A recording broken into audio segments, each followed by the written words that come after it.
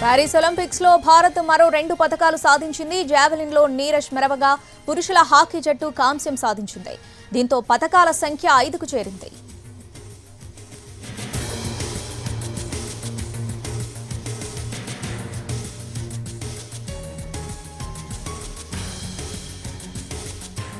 Paris Olympics లో భారత్ మరో 2 పతకాలు సాధించింది. జావెలిన్ లో నీరజ్ మెరవగా పురుషుల హాకీ జట్టు కాంస్యం సాధించింది. దీంతో పతకాల సంఖ్య 5కు చేరింది.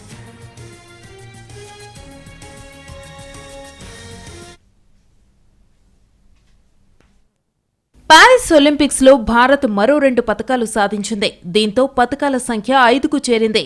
బల్లెం వీరుడు భారత star athlete Neeraj Chopra Paris Olympics లో 2వ స్థానంలో నిలిచి సిల్వర్ మెడల్ సాధించాడు. ఫైనల్లో నీరజ్ తన 2వ ప్రయత్నంలో జావెలిన్ ను 89.45 మీటర్లు విసిరాడు. పాక్ అథ్లెట్ నదీమ్ అర్షద్ 92.97 మీటర్లు విసిరి స్వర్ణం సాధించాడు. మరోవైపు ప్యారిస్ ఒలింపిక్స్ లో భారత హాకీ జట్టు కాంస్య పతకం సాధించింది. కాంస్య పతక పోరులో 2-1తో స్పెయిన్ పై గెలుపొందింది.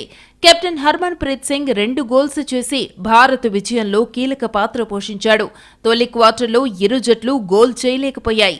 2వ క్వార్టర్ ఆరంభంలో స్పెయిన్ ఆటగాడు మార్క్ మిరెల్లస్ పెనాల్టీ స్ట్రోక్ ను గోల్ గా మార్చాడు. దీంతో ఆ జట్టు ఆధిక్యంలోకి వెళ్లింది. 29వ నిమిషంలో భారత్ కు పెనాల్టీ కార్నర్ లభించింది. దానిని హర్మన్ ప్రీత్ గోలుగా మలిచేందుకు ప్రయత్నించినా స్పెయిన్ గోల్ కీపర్ అడ్డుకున్నాడు.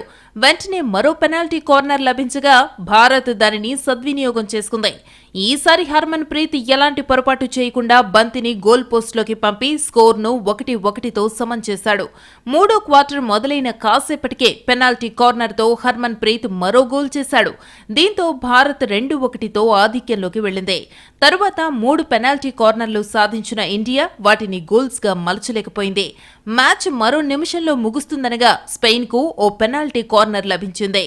భారత గోల్ కీపర్ శ్రీజేష్ దాన్ని అద్భుతంగా అడ్డుకున్నాడు.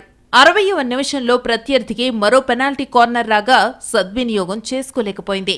ఒలింపిక్స్ లో భారత్ 52 ఏళ్ల తర్వాత వరుసగా 2 కాంస్య పతకాలు దక్కించుకుంది. టోక్యో ఒలింపిక్స్ లోనూ భారత్ కాంస్యం గెలిచింది. అంతకుముందు 1968, 1972లో టీమిండియా కంచు మోగించింది. ఈ మ్యాచ్లో అంతర్జాతీయ కెరియర్ కు ముగింపు పలికిన శ్రీజేష్ భారత్ గెలిచిన తరువాత ఉద్వేగానికి గురయ్యాడు. ఆనందంతో గోల్ పోస్ట్ ఎక్కి సంబరాలు చేసుకున్నాడు. భారత కెప్టెన్ హర్మన్ ప్రీత్ సింగ్ అతన్ని తన భుజాలపై ఎత్తుకుని మైదానమంతా కలియతిరిగాడు. ఇతర ఆటగాళ్లు కూడా శ్రీజేష్ ను అభినందించారు. ఇక ఇవాళ ఇండియా మహిళల గోల్ఫ్ ఇండివిడ్యువల్ విభాగంలో దీక్షా దగర్, అదితి అశోక్ తమ అదృష్టాన్ని పరీక్షించుకోనున్నారు. మహిళలు, పురుషుల 4x400 విభాగంలో అథ్లెట్స్ ఫైట్ కొనసాగించనున్నారు.